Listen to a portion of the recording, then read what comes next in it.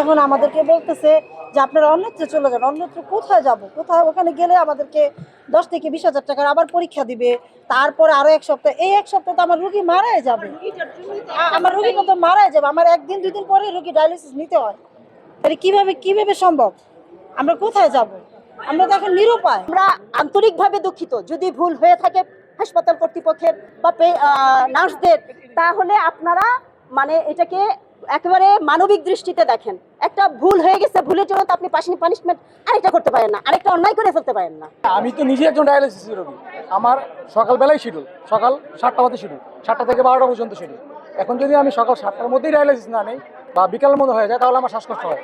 আর যদি শ্বাসকষ্টই হয় তাহলে আইসিইউ লাগে। আইসিইউ তো আমাদের পক্ষে সামর্থ্য হয়। আমরা খুব কম এবিলিটি মানুষ, আমাদের টাকা খুবই কম।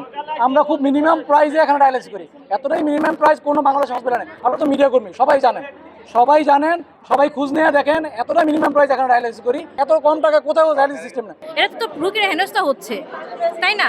এখন দেখা যায় যে আমরা কদিন আগে দেখলাম যে একটা স্কুলে বিমান পড়ছে। ওটা কি বিমান বাহিনীর তো ওটা হাজার হাজার শিশু মারা গেছে না? তো তখন তো ওই বিমান বাহিনী ওটা পুরো লাইসেন্স বাতিল করে দেওয়া উচিত ছিল। সেটা কিন্তু তারা দেয়নি, দিছে। অনেক দুর্ঘটনা ঘটতেছে।